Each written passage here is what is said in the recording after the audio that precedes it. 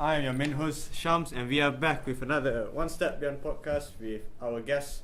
Only two today, or three? Three? Three. Okay, so we have Hey everyone. So we have Ali, and back again is Ola after last 2 weeks. Thank you very much. Make sure to follow us in social media, Twitter, Instagram, and Facebook page for your weekly football content. Obviously, as we all know, this week is international break, and last week, due to technical difficulties, we couldn't do too much of the content from last week, so we resume on this week. So for this week, we got the domestic games in Europe. You have the Serie A, and in Serie A, something very interesting just happens after the comeback from after the Juventus comeback against Atletico Madrid. They went on and suffered their first league defeat against Genoa, 2-0 away from home. So, anyone wants to react to this match? 2-0, Juventus loss?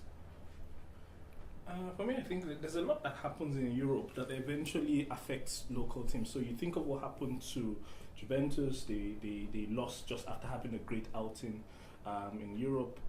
It also happened in Premier League. I think two teams that had very good outing in Europe came and then either came out with a draw or came out with a loss. So I think fatigue, this is the business end of the season. You're having your eyes set on different targets. So say if you're a Chelsea fan, this is not going to relate with you so much because you're not in a big league like the Champions League. But at least if you have your eyes set on at least 2 or 3 trophies, eventually fatigue will start to set in my opinion, and that's what happened with them. And it's also their first loss of the league, right? Yeah. So I think the league is in their hands. It's in their doesn't hands, matter with them. Yeah, maybe because of the fatigue, or maybe because they're focusing more on the Champions League than the league. Yeah. So that happened. It's a big question though. Do you think they can take the Champions League? That Ronaldo factor. I don't like to say it, but it is a factor now.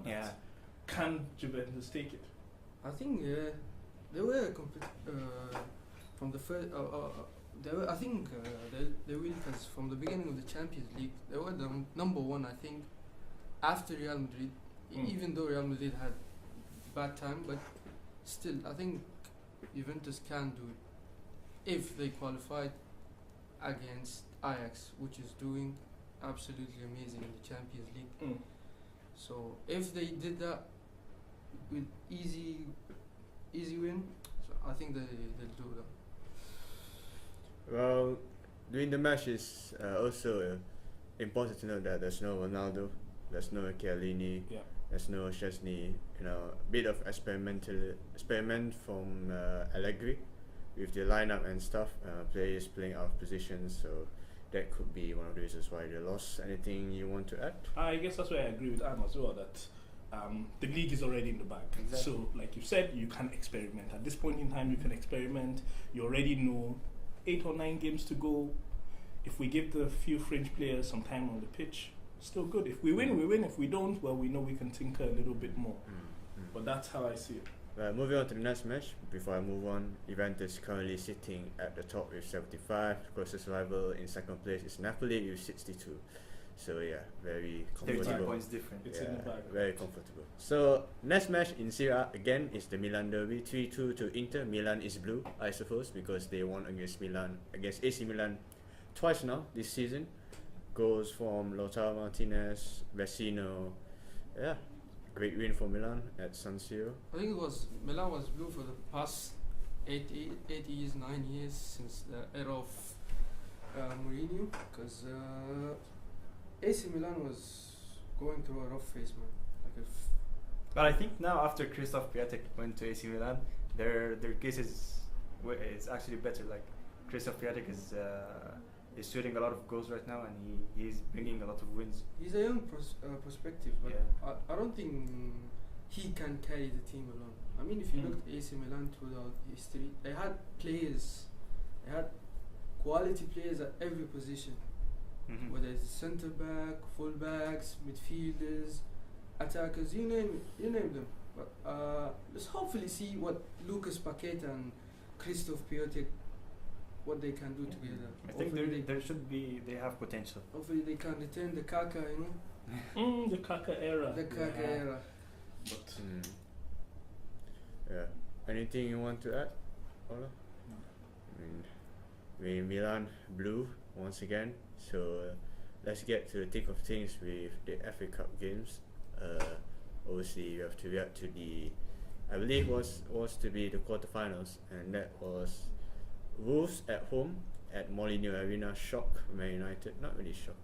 Not really shocked. Not really shocked. How is it not really shocked? I told you, That's like, how did you I told you at the first episode that Man United is not going to Wolves. Yeah, in the Premier League, that Both was in the FA Cup, and trust me, now you guys are playing Watford. After Watford, you guys playing Wolves. Wolves. Yeah, They're going to we're gonna rest play players. Wolves. They're going to play in the, because for me, I think if we think about the Premier League, Wolves is already in 7th place. Yes. It's going to be difficult for them to reach up to 6th place, but they've cemented their 7th place position. Yes. They have an opportunity to win the FA Cup. If you're a Wolves manager, if you're what's his name again? Nuno. What would you think? You think I would rather play my strongest side for the FA Cup? And hey, I've won Man United once. If I go for a draw, if I go for, even a mild loss is still okay, but he's still better off going for the FA Cup than going for the Premier League. Right, Because if he wins the FA Cup, he now has one leg in Europe. He can go to Europe next year. So I'm much more confident now that we will give them the trashing that they deserve. So you're saying that Yes. the next game week we're gonna play against Wolves. Man United are gonna play Yes. against Wolves. You're saying that the Man United is gonna be an easy game. I'm saying Man United will have an easy game. Will and have an will easy win game. Wolves, yes. I don't think so, especially if Nuno started with his typical, mates, Jimenez, his- Diogo Why would he Jota, start with Jimenez? Doherty. Why would he start with Doherty? Why would he start with Jota? If he starts with them and any injury, if they pick up any injury, that's the FA Cup out the window. Put yourself in Nuno's shoes. You have an option to go into the FA semi-finals with your strongest team. You also have just 3 days before. Remember, it's 3 days before they're going to face United at home, and then just 3 days after they're going to go into the FA Cup. I would not play Jimenez in that game.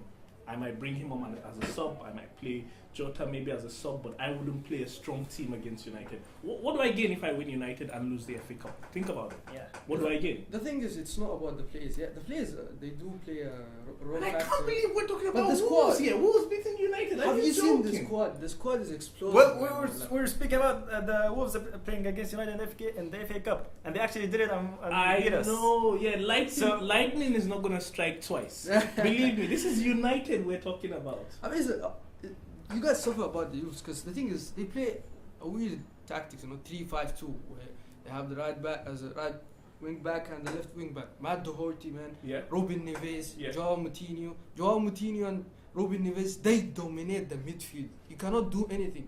We haven't seen anyone, whether it was Pogba or there was Matic. Yeah. No one was Matic is injured. because these two they dominate the midfield. Matic is injured now. Pogba is filling in for him. Exactly. But okay, let's look at pedigree and let's maybe put it on the table again. This is Man United versus Wolves. I can't believe we're saying this. Man United versus Wolves, and we're spending so much time.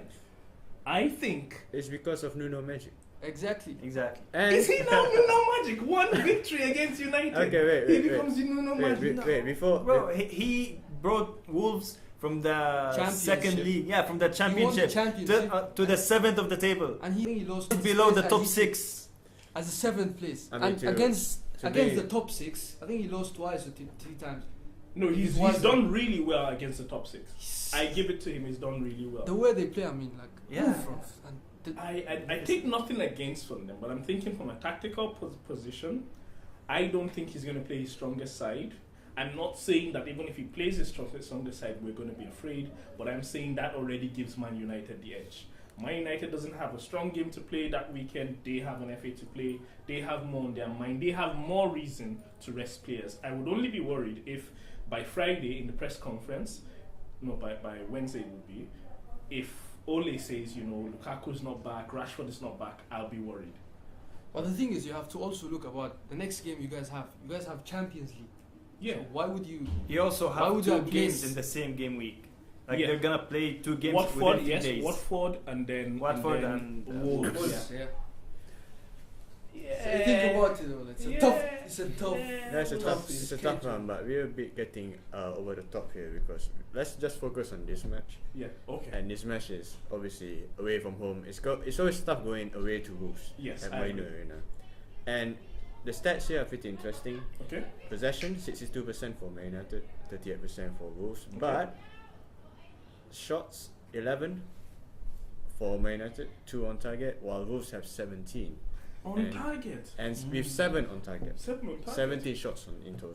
Compared So- to 2 So, for you, Manchester United. so it may not be a complete domination, but it seems that Man United just didn't turn up. You play your strongest team, I agree.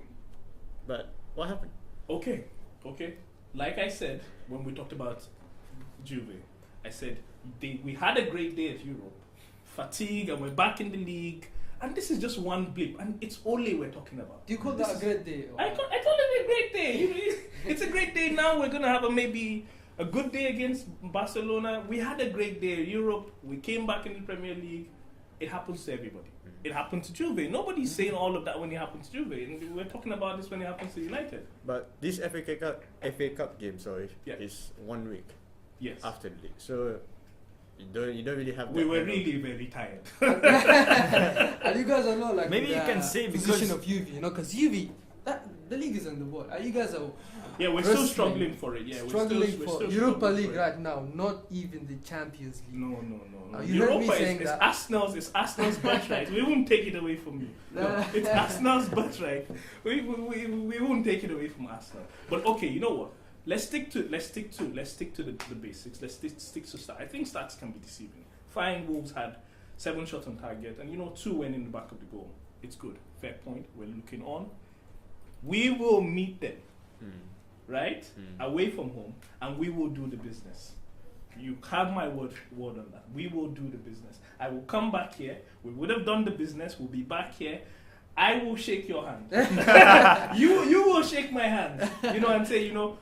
I said it. We will do the business. We will do the business against Wolves. I think Maybe from- we'll do the business, but it's gonna be a tough game. We I say will it's do the gonna be a business. tough game. I think we will. I think it's gonna be a lose. Okay. 3-1. That's mine. United. Yes.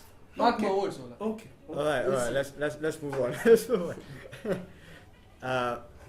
Next match is Swansea 2, Man City 3 in the FA Cup. The only reason why we are reacting to this match to the other side of Manchester is because of the VAR controversy. Yeah.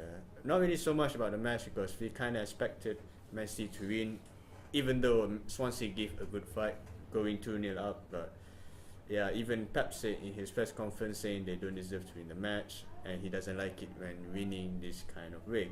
So what are your reactions to it? Is it a goal? Is it offside? It's offside, right? The last goal. Yes, Yeah, it's offside. Yeah, it's offside. It was So, offside. yeah.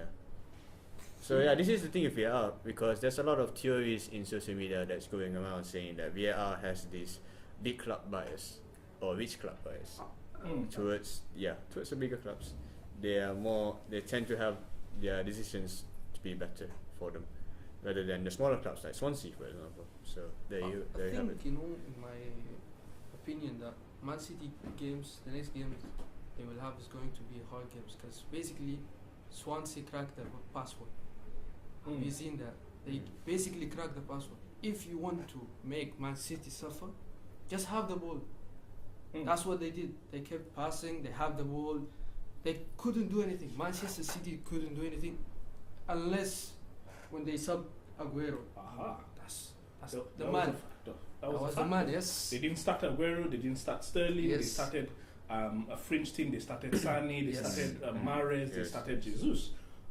These are people who've been playing in the cup, but when you need the business to be done, you will put in those The who will first get man. it done, your Yes. first men. And those first men will not be there in Wolves that day, so I'm just saying.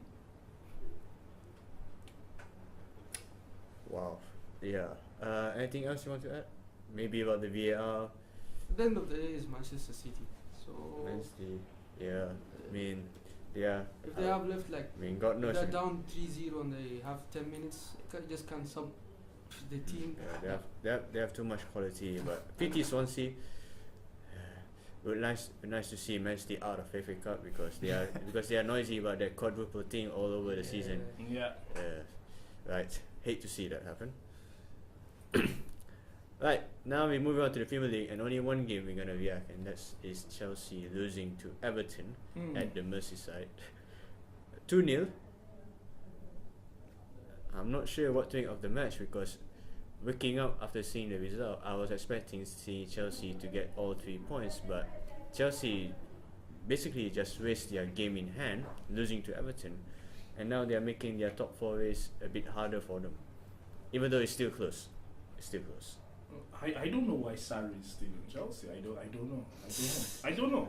Yeah, maybe. Even his tactics is His bad. tactic is just not working. I honestly don't know why he's still there. Nah, actually, I think it's the new manager hangover. With Kepa being the new manager. Oh, okay. I don't know. I can't explain. I didn't see the game. I saw the results.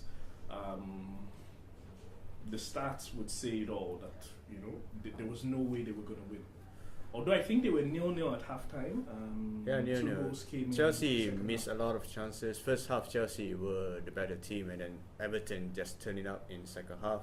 Set piece goal, and a penalty that went their way. And Everton get the win after much needed win. Yes, they needed a win. They have as been well. in a bit of a rough form.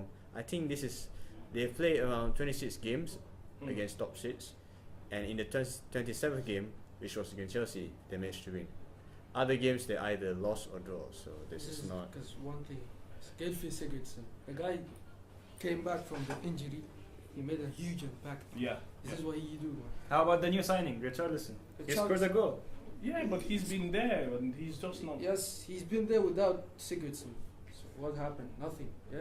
So there's always this kind of player who runs the midfield and who's the leader. So basically, he's the leader of He's the Everton. Gelfi Sigurdsson. He's the Chelsea- playmaker. Yeah, the guy can shoot from anywhere. Both of his legs are well known. It's like a smaller version of Kevin De Bruyne Yeah. with experience. That's the thing. So For me, I still think it comes down to Chelsea have no business losing to Everton. Much respect to Evertonians, Everton fans out there, but you have no business. You have Hazard, you have Higuain, you have Willian, you have Pedro, you have Barkley. No, you have David Luiz, you have Aspilicueta. What are you asking for? What are you asking for? What else are you asking for in a team? How do you lose 2-0?